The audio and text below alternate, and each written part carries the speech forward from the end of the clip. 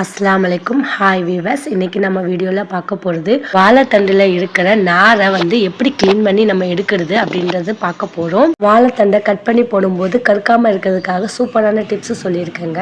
அது மட்டும் இல்லாமல் வாழைத்தண்டு கூட்டு எப்படி செய்கிறதுன்னு வாங்க வீடியோக்குள்ளே போய் பார்க்கலாம். வீடியோக்குள்ளே போகிறதுக்கு முன்னாடி என் சேனலை சப்ஸ்கிரைப் பண்ணிவிட்டு வாங்க வீடியோக்குள்ளே போகலாம். ஃபஸ்ட்டு நான் வாழைத்தண்டு எடுத்துருக்கிறேங்க. இப்போ கத்தியை வச்சு இந்த மேல் பகுதியில் இந்த மாதிரி கீச்சி விட்டுக்கோங்க. கொஞ்சம் கேப் விட்டு சுற்றி இந்த மாதிரி கீச்சி விட்டுக்கிட்டிங்கன்னா உங்களுக்கு தோல் பகுதி அழகாக ரிமூவ் ஆகி வந்துடுங்க. இப்போ நம்ம மேலே இருக்கிற தோல் பகுதியெலாம் ரிமூவ் பண்ணிட்டோம். இப்போ நீங்கள் கையை வச்சு தேய்க்கும் போது சுற்றி எதுவும் தடுப்பாடு இல்லாமல் இருந்துச்சுன்னா தோல்லாம் ரிமூவ் ஆயிடுச்சுன்னு அர்த்தங்க. வெறும் தண்டு மட்டும் தான் இருக்குது. இப்போ இந்த மாதிரி பிளாக் பகுதியை நம்ம கட் பண்ணி எடுத்துக்க போகிறோம். இந்த மாதிரி பிளாக்காக இருக்குல்ல ஓரமாக, அதெல்லாம் நம்ம கட் பண்ணி எடுத்துக்கிறோம். இப்போ இதை கட் பண்ணிவிட்டு நம்ம தூரமாக போட்டுருங்க. இதெல்லாம் நம்ம சமையலுக்கு யூஸ் பண்ணக்கூடாது. ஏன்னா பிளாக் ஆகிடுச்சுல, அந்த ஓர பகுதியை மட்டும் நம்ம கட் பண்ணி எடுத்துக்கோங்க. ரெண்டு சைடும் அதே மாதிரி பிளாக் ஆனதை கட் பண்ணி எடுத்துக்கிட்டோங்க. இப்போ நம்ம சர்க்கிளாக எல்லாமே கட் பண்ணி எடுத்துக்கிறோம். இந்த மாதிரி சர்க்கிள் மாதிரி கட் பண்ணி எடுத்துக்கோங்க. சைடில் இந்த மாதிரி நூலாக வரும். ரவுண்டாக கட் பண்ணும்போது இந்த மாதிரி நூலாக வரும். நம்ம கையிலே எடுத்து இப்படி வலிச்சிடணுங்க. ஒரு மீடியம் சைஸ் அளவுக்கு தடிமனுக்கு நீங்கள் கட் பண்ணி எடுத்துக்கோங்க சர்க்கிளாக. இப்போ நடுநாள் நூல் வருது பாருங்கள், அதை அதை நூலை ரிமூவ் பண்ணிக்கலாம். இப்போ கட் பண்ணும்போது சைடில் இந்த மாதிரி நார் மாதிரி வருங்க. அதை இந்த மாதிரி கத்தியால் சீச்சு எடுத்துக்கோங்க தோலை. அப்போ தான் நல்லா சுத்தமாக க்ளீனாக இருக்குங்க. இப்போ மறுபடியும் சர்க்கிள் மாதிரி கட் பண்ணிக்கிறேன். இந்த மாதிரி கையால் இந்த மாதிரி சுற்றி எடுத்துக்கணும் நூலை. இந்த மாதிரி தண்டில் இருக்கிற நூலை நம்ம கையாலே எடுத்துக்கிட்டால் பாதி நூல் ரிமூவ் ஆகிடுங்க. உங்களுக்கு நல்லா க்ளீன் ஆகிடும், சுத்தமாகிடும். இப்போ எல்லா தண்டையும் கட் பண்ணிக்கிட்டோங்க.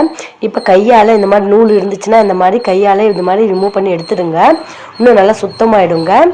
எல்லா வாழைத்தண்டையும் இந்த மாதிரி கையால் க்ளீன் பண்ணி எடுத்துக்கோங்க நூலெல்லாம்.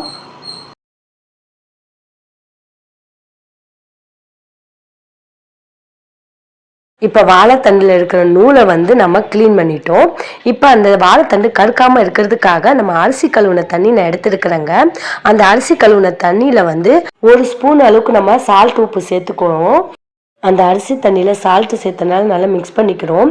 இதை ஓரமாக வச்சுட்டு நம்ம வாழைத்தண்டை பொடிசாக கட் பண்ணி அந்த தண்ணியில் ஆட் பண்ண போகிறோம். இந்த மாதிரி ஆட் பண்ணும்போது வாழைத்தண்டு கருக்காமல் இருக்குங்க. அப்படியே நீங்கள் சமையல் செய்கிற வரைக்கும் கருக்காமல் அப்படியே இருக்குங்க. இப்போ உருளைக்கிழங்கு எப்படி கொஞ்ச நேரம் நம்ம தோலை சீவிட்டோன்னா ஒன்று எல்லோ கலராக மாறிடுங்க.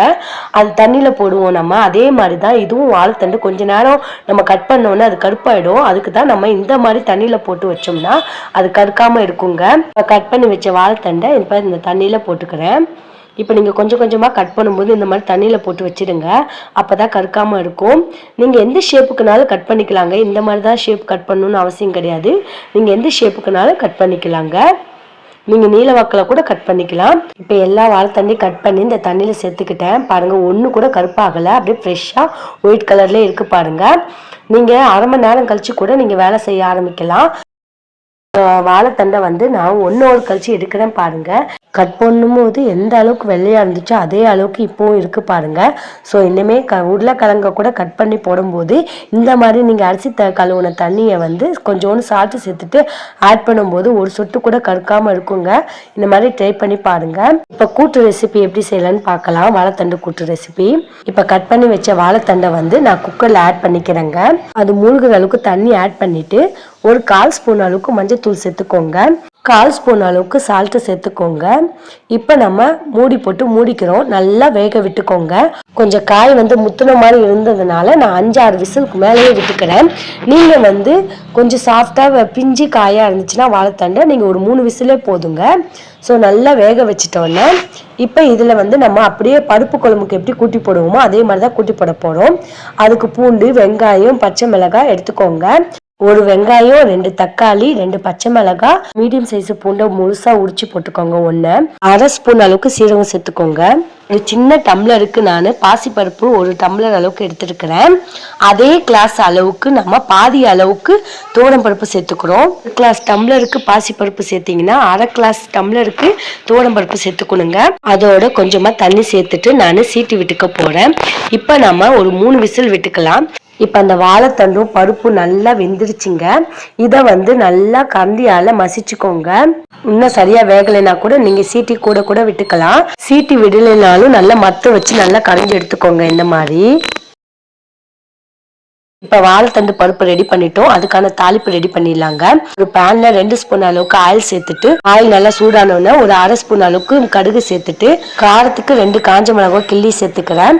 ஒரு கைப்பிடி அளவுக்கு கருவேப்பிலை சேர்த்துக்கிறேன். வாசத்துக்கு 1/4 ஸ்பூன் அளவுக்கு பெருங்காயத்தூள் சேர்த்துக்கோங்க. நல்ல ஜீரணமும் ஆகும் பெருங்காயத்தூள் சேர்க்கறதுனால.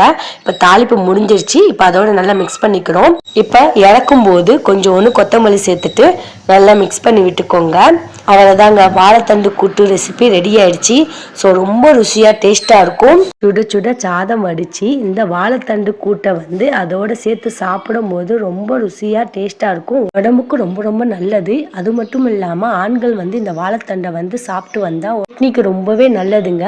சில பேருக்கு வந்து கல்லுலாம் அடைப்பு இருக்குன்னு சொல்லுவாங்க. அந்த கல் அடுப்பெல்லாம் இது க்ளீன் பண்ணுங்க, ரொம்ப நல்லது. நான் சொன்ன டிப்ஸ் உங்களுக்கு பிடிச்சிருந்துச்சுன்னா கண்டிப்பாக சேனலை சப்ஸ்கிரைப் பண்ணிவிட்டு என் சேனலுக்கு தொடர்ந்து சப்போர்ட் பண்ணுங்கள். தேங்க்யூ ஃபார் வாட்சிங் வீடியோ.